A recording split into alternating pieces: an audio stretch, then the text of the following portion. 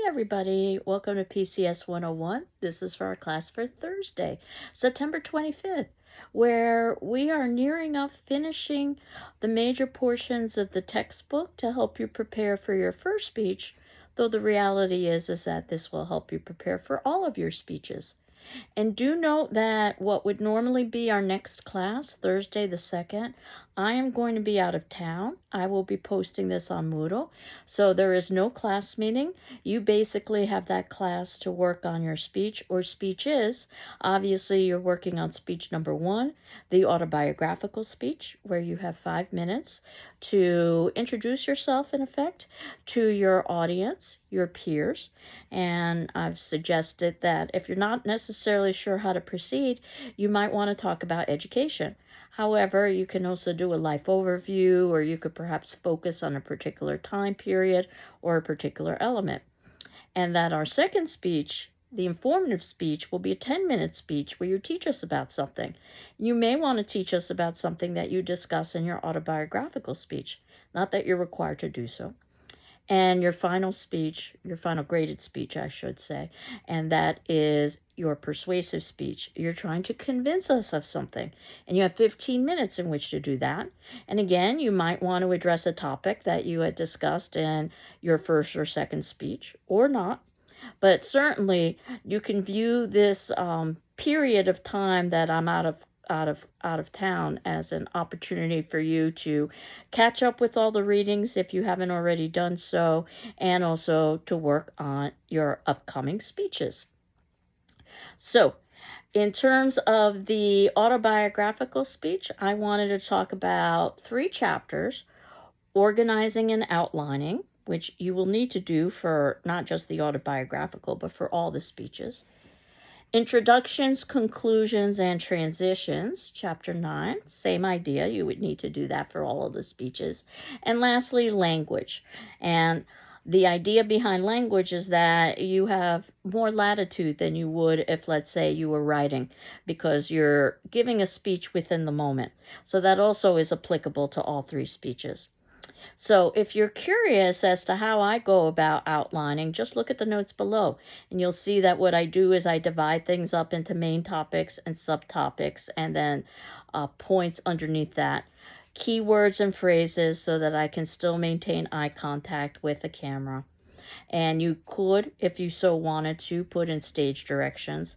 I always recommend that you have a hard copy rather than relying on a screen, which is what I literally do here. So here's my hard copy. Just in the event that you have some sort of technical issue, you've always got the hard copy in front of you. And there are lots of benefits to outlining. Part of it is that it helps you organize your arguments. It's a place to test ideas. It makes the speech easier to remember if you've outlined it and organized it. It makes it easier to present.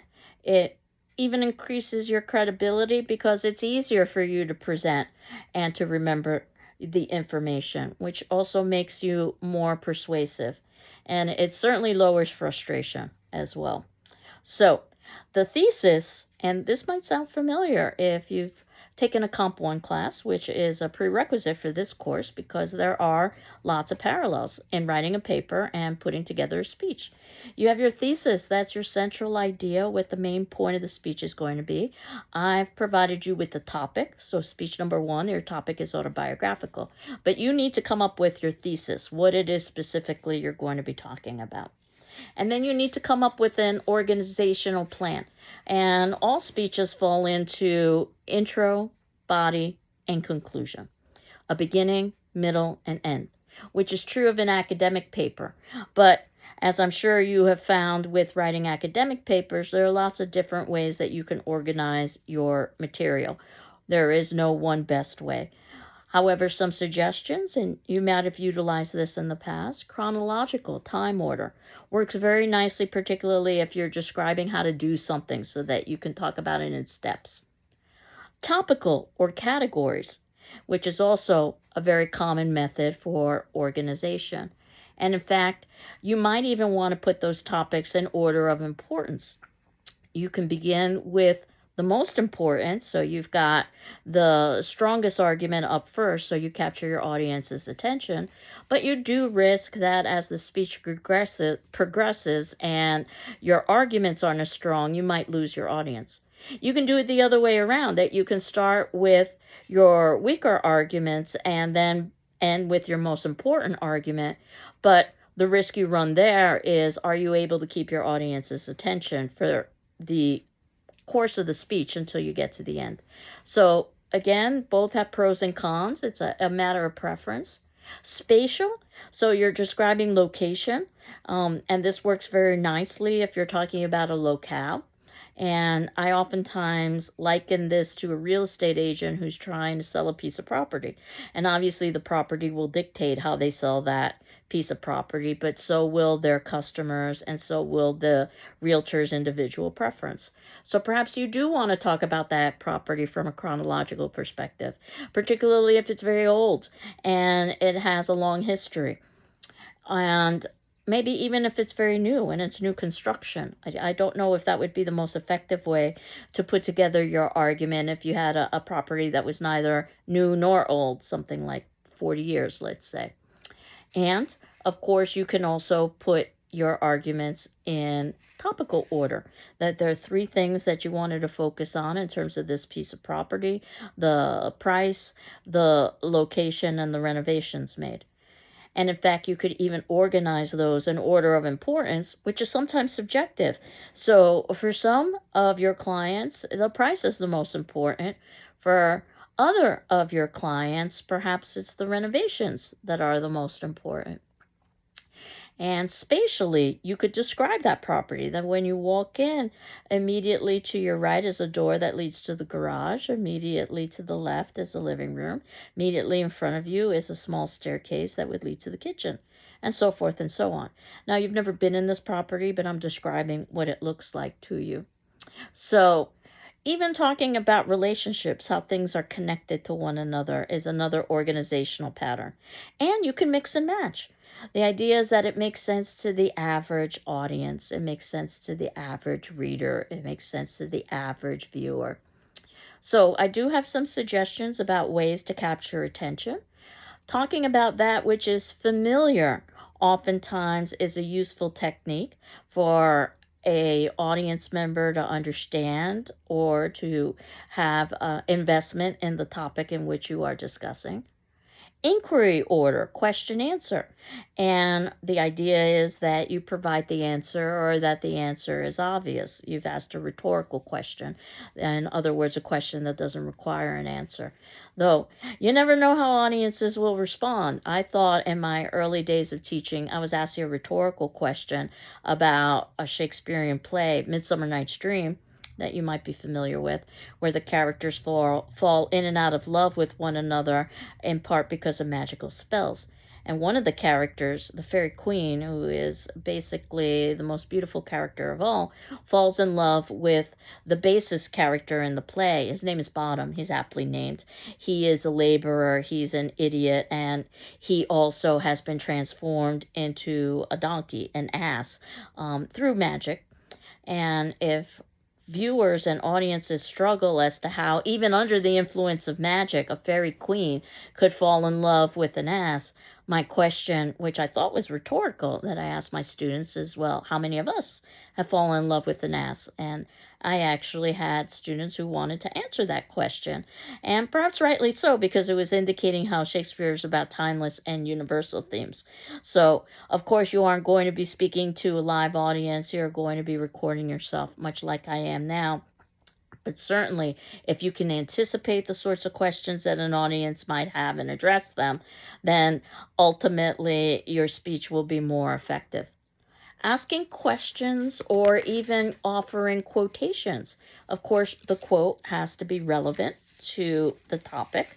And I do remember once I listened to a speech where the student began with a rather lengthy quote. And because it was a quote, they wanted to read it to make sure that they were able to state it exactly. But what I and the audience thought was happening is that the student was going to read the entire speech, which is what you don't want to do. So I had suggested to that student, if you're going to begin with a quote, tell your audience you're going to begin with a quote so that they don't assume that the entire speech will be read. Problem and solution order. So this works very nicely with the persuasive speech. You've got to show that there's some sort of issue, first of all, and then that you have an idea about how to improve, if not solve the issue.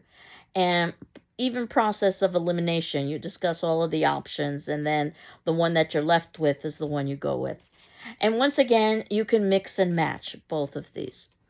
So the rough outline, the speaking outline is what we call it, as opposed to a, or I should say the preparation outline is going to be something that you want to focus on, not as if it's a piece of writing, but as if it is a speech. So keywords and phrases. I know I've had students who have actually written out a speech and then they've reduced it to an outline and then to keywords and phrases. Or sometimes they've written an outline and then they've reduced it to keywords and phrases. And that usually is an effective technique. And it can work the other way around as well. If you happen to be writing a paper and you happen to be more comfortable speaking rather than writing, is that you can record yourself talking out the paper and then transcribe that. What you've got is basically an outline that you can develop further. But for us, the speaking outline, keywords and phrases. Consider bolding and underlining important points. And in fact, studies have shown that something that's bolded is more likely to be seen and remembered than something that's underlined. Use transitions, connections between one idea to the next. List stage directions. So if there's something that you wanted to remind yourself to do, even to breathe, I've had students list that on their outlines. And I had indicated that you want to use paper or note cards rather than relying completely on electronics, just in the event that there's some sort of failure with the electrical equipment or the technological equipment. Our memories are notoriously poor. And in fact, what some studies have shown is that we can remember approximately plus or minus 7 items. And in fact, some have even suggested it's plus or minus 3 items, which is pretty darn low, 3 items. Now, obviously, we remember more than that. And the way that we do it is we use all these memory techniques that you've probably utilized in the past as well. Chunking, you're grouping like items together. Mnemonics, memory techniques to help you remember something, whether it happens to be an acronym where each letter in the word that is the acronym stands for something else. So in writing, one of the acronyms I talk about is KISS, keep it simple, silly, or keep it simple, stupid. You might have heard that as well, but it seems to be a bit harsh. That better to be simple than to be overly complex and to confuse your reader. You've probably used acronyms in math or science classes. Alliteration, where the beginnings of words have similar sounds, or rhyme, the endings of words have similar sounds, which is why oftentimes it's easier to remember something that's poetic or musical. Or repetition, ultimately just repeating something over and over again. So in terms of introductions and conclusions and also transitions. So the introduction and the conclusion are particularly important. And that's not to say that the body isn't, because this is where you give your evidence and your details. But the introduction is where you greet your audience and you make them aware of what it is you're going to be talking about, and you get their attention. And the conclusion is important because this is where basically you cue in your audience that you're departing and you reinforce any important points. And there is something called the primary recency effect, that we tend to remember best what we hear and see first and what we see and hear last. So you might want to test this idea perhaps with something like a vacation. In theory, you should remember the beginning and the ending of the vacation more vividly than the middle. And while that isn't always the case, it oftentimes is the case, which means that you want to put particular attention into your introduction and into your conclusion. And you can oftentimes utilize the same techniques, and I suspect you've utilized some of these in putting together papers in the past. And again, there is a lot of overlap between that and public speaking. Talking about that which is real, something that is applicable to now, something that is nearby, something that is familiar. All of those things can capture an audience's attention. However, and it sounds counterintuitive, in some ways it sounds contradictory. That which is novel and suspenseful can also capture an audience's attention. And think about how this works with the news. If you are reading the news, chances are, if it's an article that is based on reality that is nearby or familiar to you, you're more likely to have interest in it. But you're also more likely to have interest in an article that is novel and that promotes suspense or even conflict. And news organizations are wonderful in terms of promoting conflict. Humor is a wonderful way to begin or end. Humor can be tricky. It could be very individual and it could be very culturally based. What's funny for one group of people may not necessarily be funny for another. But humor is one of the great universals. Just stating that something is vital and important elevates its importance. So that's a good way to begin or end. Question answer, as I had indicated before.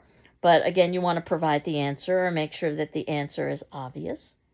Quotation, as I had indicated before, and certainly you can find quotations online. There is a resource called Bartlett's Familiar Quotations, which you can find a paper copy of as well as an online version of, that lists quotations based on categories that are listed in alphabetical order if you're looking for a quote. But there are many ways that you can find a quote, but it should be relevant.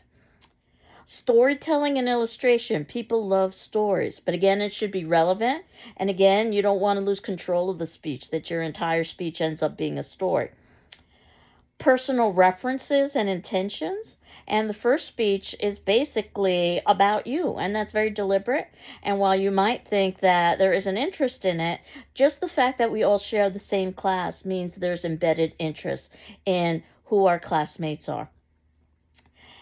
A startling statement, and I can't remember if I shared this story with you or not. I might have, about how a colleague of mine had indicated that she had a student who actually was beginning to disrobe because they wanted to show their true selves to the audience. It was a very philosophical speech about being true to oneself.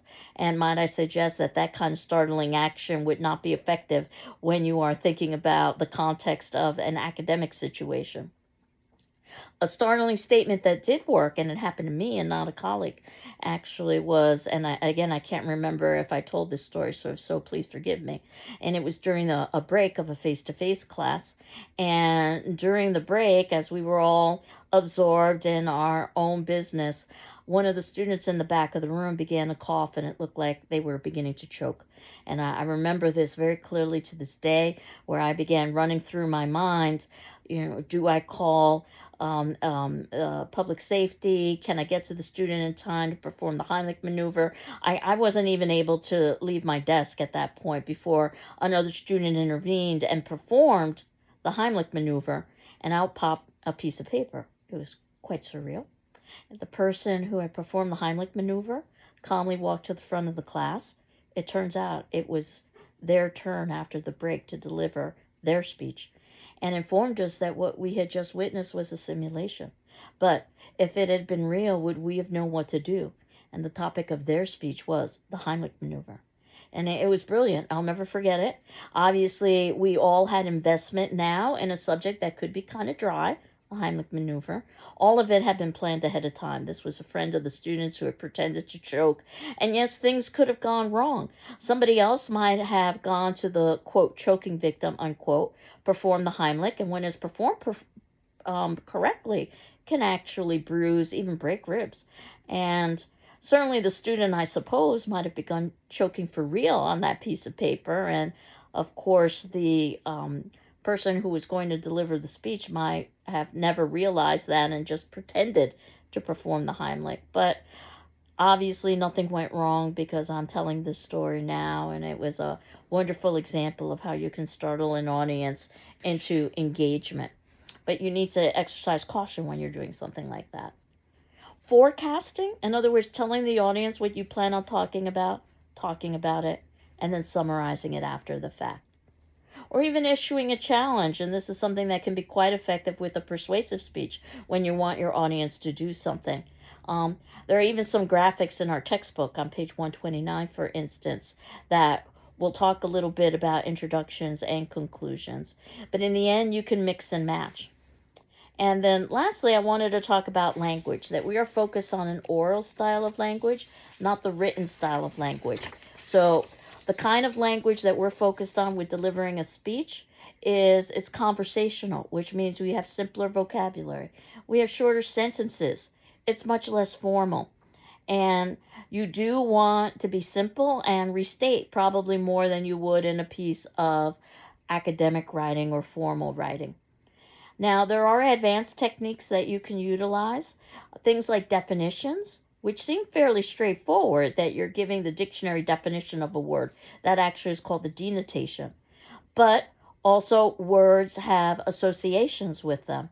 Connotations is the language we use, all of the associations with the word. So, while cheap and frugal might mean the same thing, have the same denotation, the same dictionary definition, you don't spend a lot of money. The connotation of the association is quite different. One, cheap, is viewed more negatively. The other, frugal, is viewed as more positively. So thinking about what language you use, the associations it has, and the different kinds of definitions you can give. We usually define what something is, but you can give a negative definition, defining what something is not. So my definition of rich is not necessarily having large amounts of money, but it's having health and happiness. So basically, I've turned the definition on its head. Or a contextual definition, that definitions are based by situation. So when I talk about being concise in a literature class or a writing class or a public speaking class, I'm talking about brevity. But in a fashion class, they're probably talking about a piece of article, a brief. And in a law class, they're probably talking about a legal report. So again, definitions can be influenced by context. And when we think about the etymology of a word, the historical derivation of a word, that can oftentimes help an audience understand the meaning of a word because the history might explain how it was used.